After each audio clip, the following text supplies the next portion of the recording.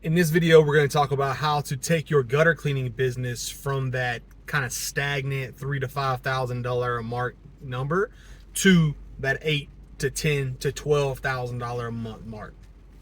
So let's get into it. You're probably watching this video because you're either getting ready to start a gutter cleaning business, or you have a gutter cleaning business and it's maybe not performing at the level that you want, or maybe you're a side hustle currently.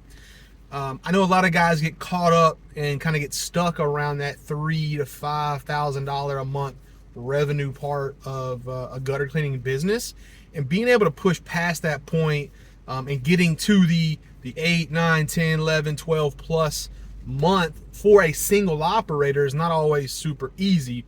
So I just want to talk to you guys and give you some tips and tricks on what I did to get past that point, and how I do that every single month. So there's a couple things that kind of go into it. Number one is your biggest problem is probably nobody knows who you are in your area, right? Nobody in your general vicinity knows who you are, and you are having to do an uphill battle every single week, every single month in order to get your jobs. Maybe you're out knocking doors, maybe you're relying on word of mouth, maybe you're doing Facebook ads.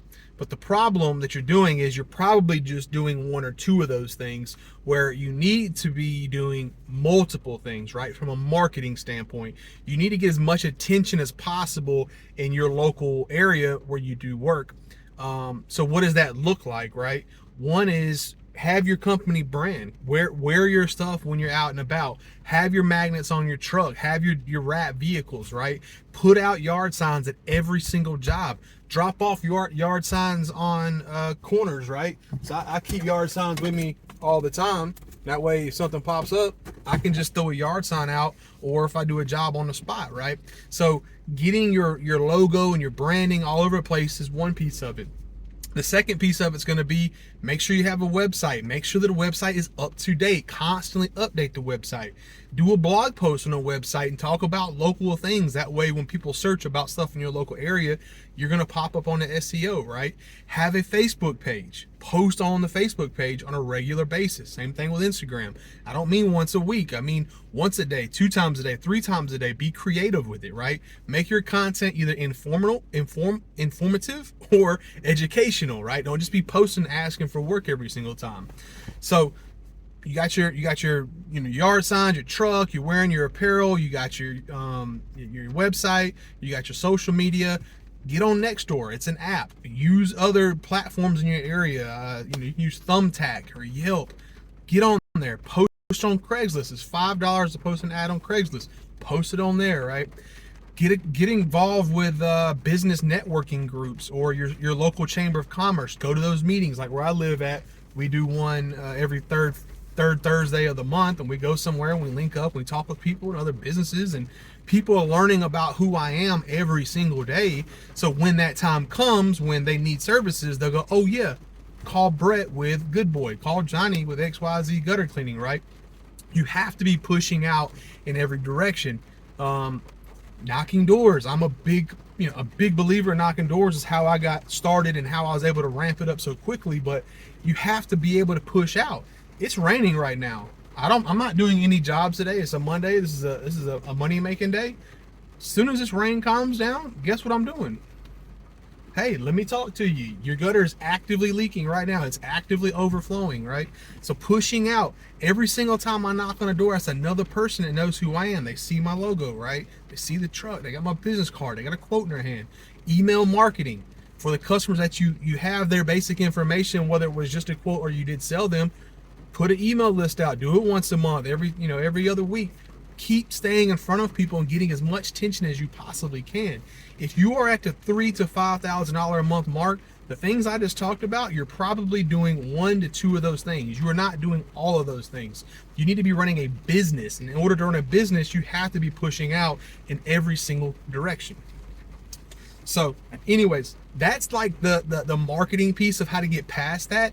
The other part of it is the mental piece. And you got to be able to get yourself out of the scarcity mindset and into the abundance mindset to even first off believe that, hey, I can make 10K a month. I can make 12K a month. I can make 15K a month.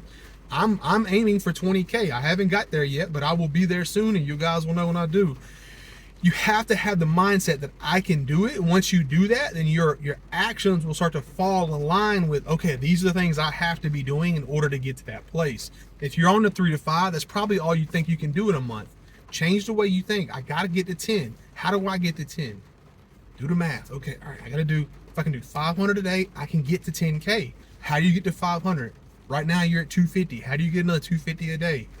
What are you doing in your downtime? You obviously don't have, your days should not be slam packed if you're only doing 3 to 5,000. You have downtime. Work on your are you doing Facebook ads? Work on that. Get those dialed in. Are you knocking doors? Are you going to your small business groups? Are you doing these things that you should be doing to get as much attention as possible? Creating those networks. You have to be pushing out in every direction. That's the bottom line. So, in short, if you're at 3 to 5, or you haven't even started yet, if you want to get to 10K plus, you have to treat this thing like a business. Mentally, you have to believe that you can achieve it, and then you will start to focus on those things because you will be under your goals. The second piece is you got to start taking the action and pushing out in every single direction. I listed off just a handful, and there's so many more you can do, right? There's people that are like absolute champions asking for referrals. There's people that giftology, right? So they give all these fancy gifts to all their clients, and that's going to, it's the law of reciprocity. So they'll start passing stuff back to you, right? So push forward, focus on where you want to be, believe that you can actually accomplish the things that you want to accomplish, and then your actions will begin to fall in line with where you think you want to be. There's a stat I heard many years ago, and it said people make within 10% of what they think they're worth. So no matter how much you think you're worth, people make usually within 10% of that number, right? So if you think you're worth $50,000 a year, chances are you're probably going to make somewhere around $50,000 a year, maybe a little more, maybe a little less. So how do you change that perspective? How do you believe that, hey, it is feasible for me to make this kind of money? And I understand it, because when I first got out of college, I got a sales job in a tech firm, and I remember graduating college going, man, if I can make $35,000 a year, I'll be straight. Because my whole life I thought 50 grand was a lot of money. I didn't grow up with a lot of money. I grew up, middle class. And I remember getting my first job, and in my first 6 months in that sales role, I made over 30 grand in the 6-month period. So I was pacing a little over 60, and I was just like, oh my God, I never even knew that I could make this amount of money. So I used to always tell people this is, at 23 years old, I didn't even think it was feasible for me to make 50.